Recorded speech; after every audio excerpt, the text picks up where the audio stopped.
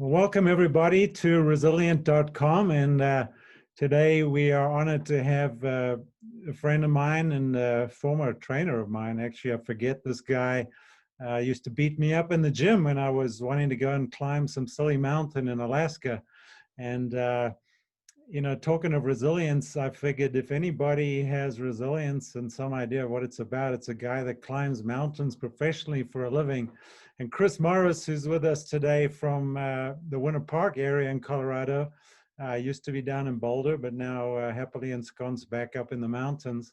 And Chris spent many years as a professional mountain guide, and he's not a guy that likes to talk about himself a lot. So Chris, I'll try and go easy on you and not say too much, but just for the viewers' sake, Chris is, I think he's had around 20 summits of Denali in his past life as a mountain guide. He worked for the very exclusive Exum mountain guide outfit out of the Tetons, which is something unique and very difficult to get into. He's also has the distinction of leading Eric Weimeyer up Everest, a blind climber, first blind man to summit Everest. And just generally a great guide and teacher and educator of people in the wild. So he also owned his own company in Alaska. I think he lived there for about 10 years, if I'm not mistaken, and then kind of graduated out of the wildness of Alaska to the Tetons, the Front Range of Boulder, and now still in Colorado. So welcome, Chris. Great to have you. Great to see you, and how things going up in the mountains. Thanks, Paul. Thanks. Quite the introduction. I appreciate it. I forgot about a lot of that stuff, but yeah, life's good. I mean, COVID and all, and we're getting by. I think, like everybody. Talk about resilience, right? Yeah, exactly. A different type of resilience. Just for our viewers' sake, I mean, you've had this incredible life of adventure. You told me you're doing something a little more mundane now up in the Winter Park area. Tell us what you're up to nowadays. Well, so I came to Winter Park, and the easiest job that I could figure on my body and my mind was to do massage. So I went to massage school, got out of the personal training racket, and so yeah, I did massage, and it was going fantastic. I mean, life was great. I skied all week long, and then I'd massage on the weekends and the holidays, and that's enough to get by and then ski your brains out. So, and then COVID rolls around. So now we're all, flip a coin, who knows? Now, good. Well, I just wanted to, talk a little bit about some of your history. We can't stay away from it because it's so interesting to me. And one of the first questions I wanted to ask you is, you spent a good part of your life dealing with what we would call, most normal people would call, fairly extreme situations, and at times what may appear to be life-threatening sort of challenges. And how did you process that as an adventurer? I mean, how does one deal with those risks when you're doing this mountaineering stuff? Well, I think that fear. We've spoken about that before. It's a healthy thing to have a good dose of it. And being able to keep it in check. I think, honestly, just being able to rationalize. A lot of people cannot, when the shit hits, when it goes badly, a lot of people are unable to kind of take that breath and honestly evaluate the situation, right? Anybody who's had any kind of first aid training, thing you do, right? What's the danger?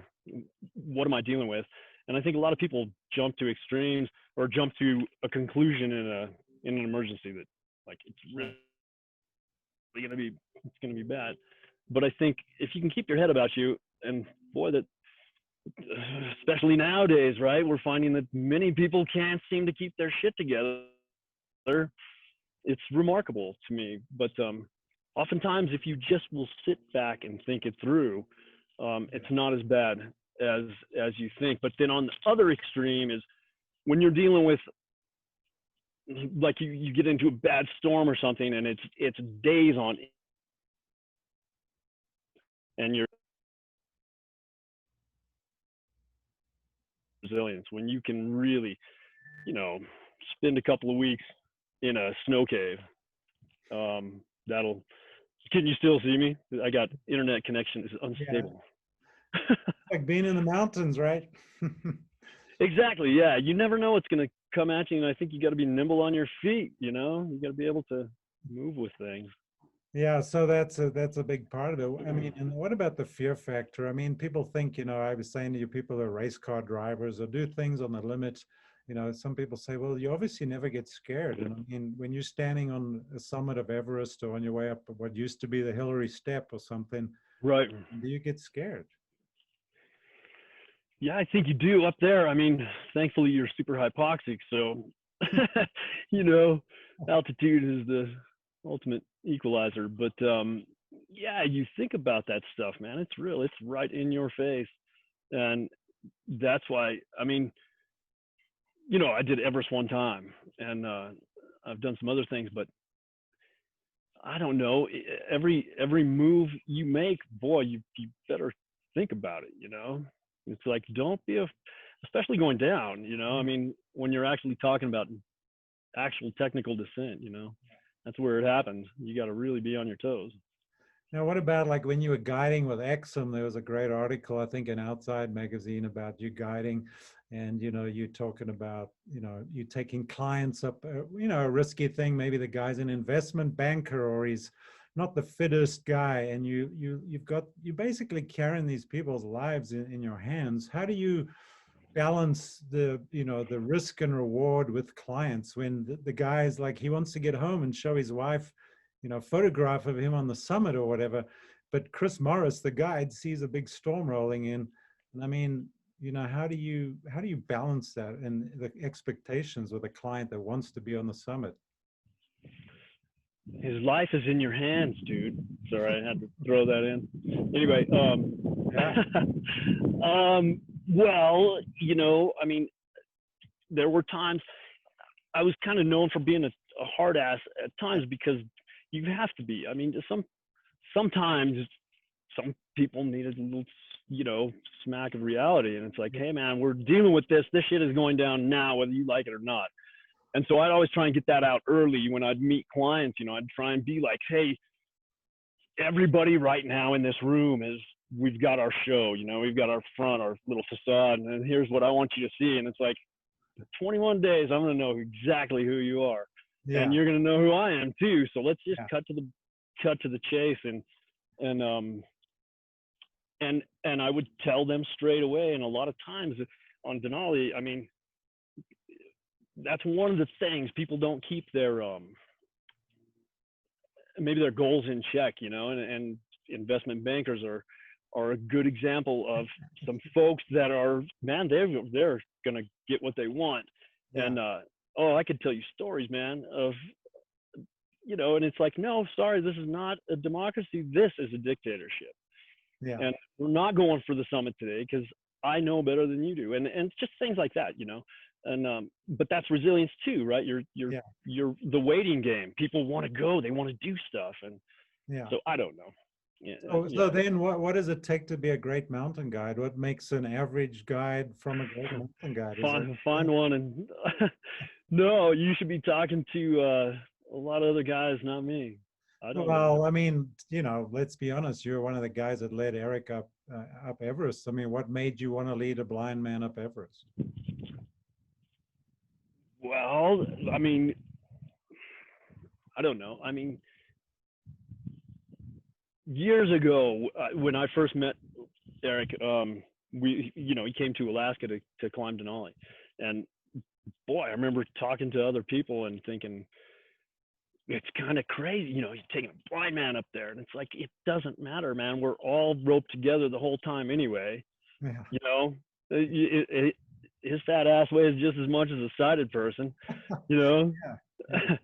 honestly, I didn't see the, you know, and that's great terrain for a blind person to travel in, really. I mean, Yeah. the only thing I regretted is that we didn't ski it. Honestly, at the time, it would have been a far more efficient way to go.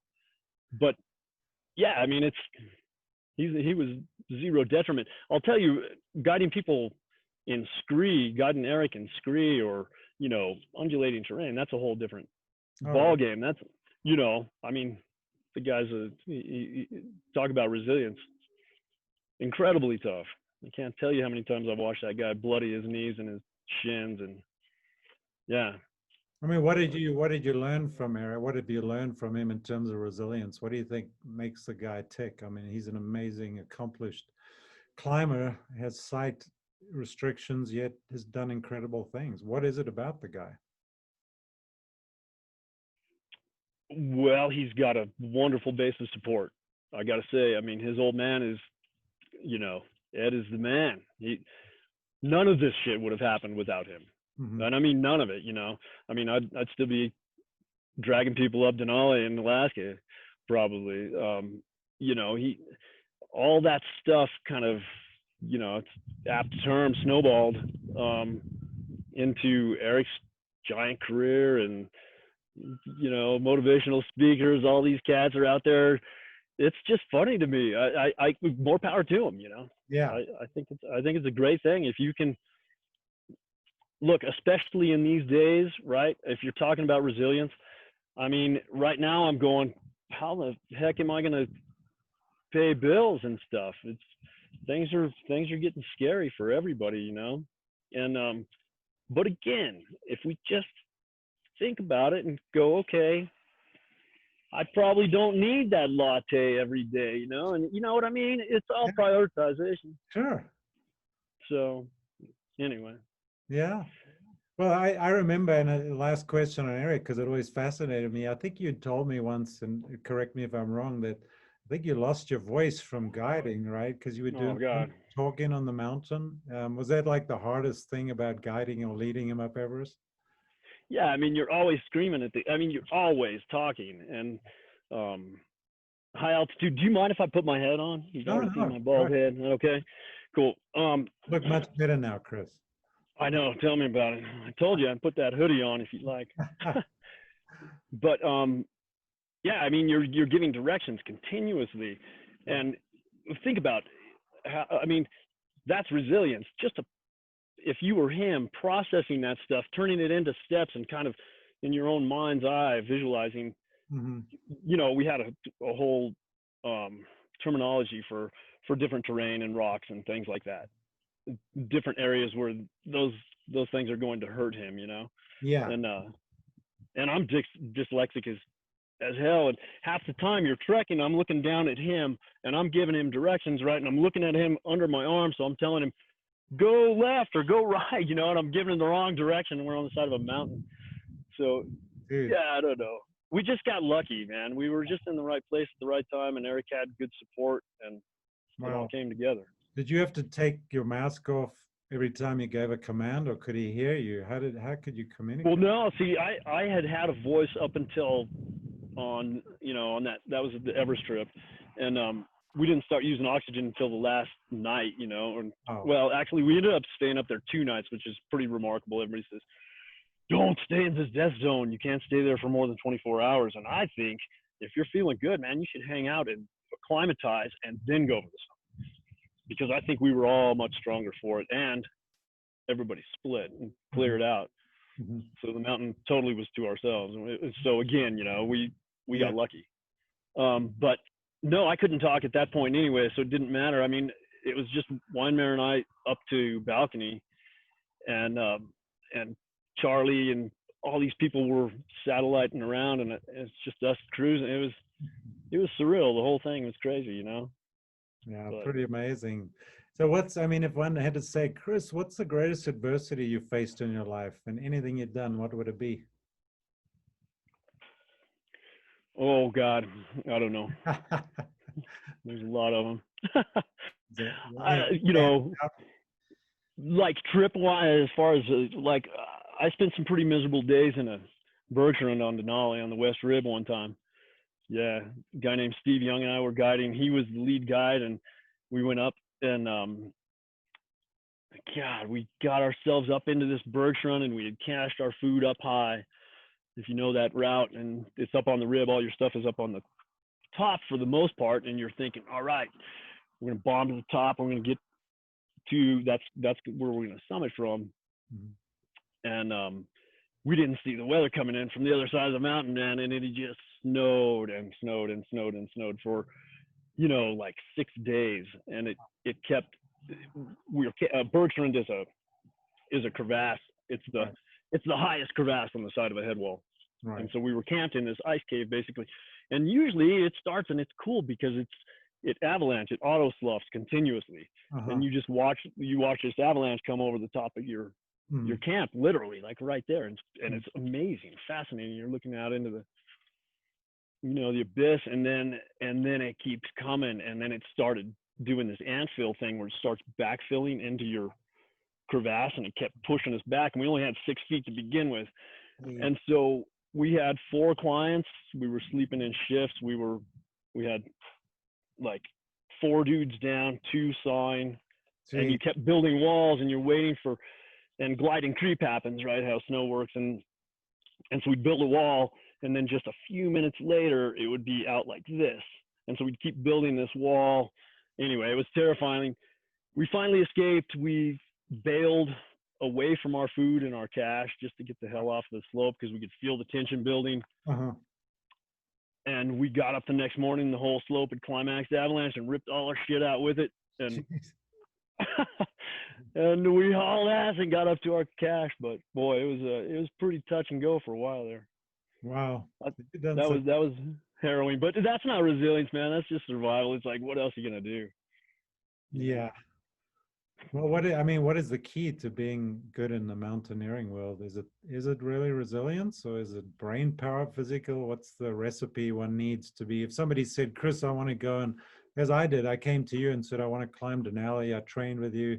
I got hurt. I never fulfilled my dream. But, you know, what do you tell people that would come and say, hey, I want to climb Everest? What do they need? What do they need to be? Strong back, weak mind, right? That's the cliche. But,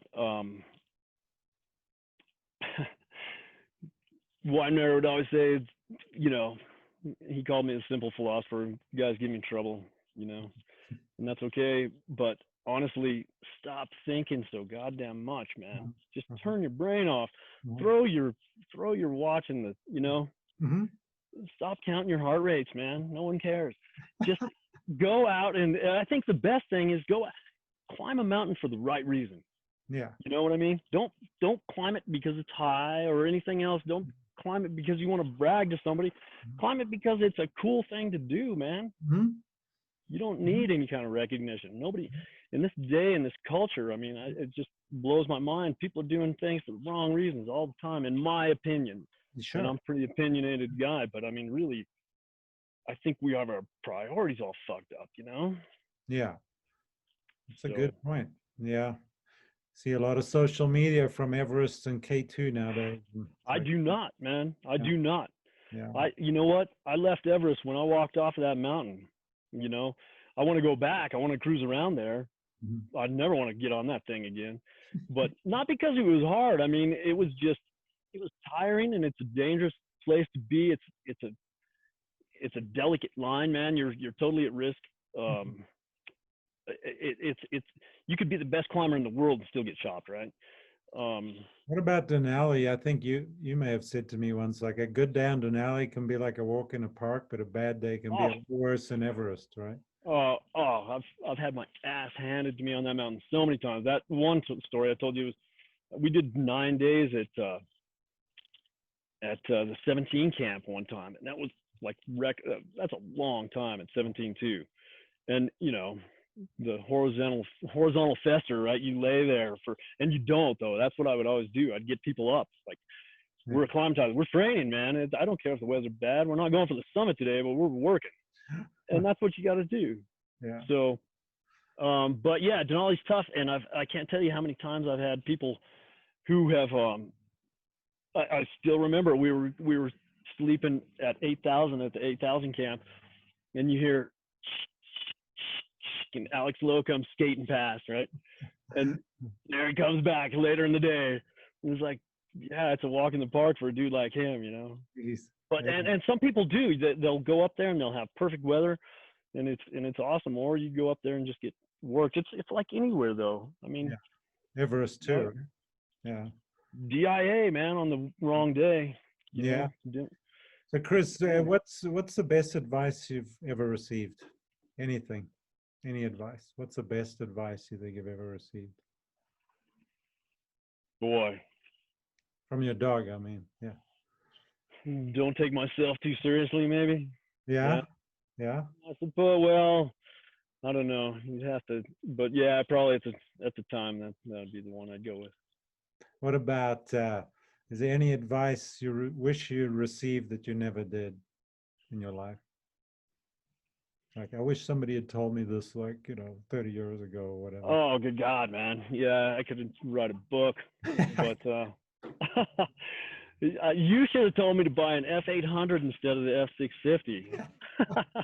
We're talking motorcycles here for those. Yeah, sorry, motorcycle talk. But Yeah. well, honestly, Paul, I do believe that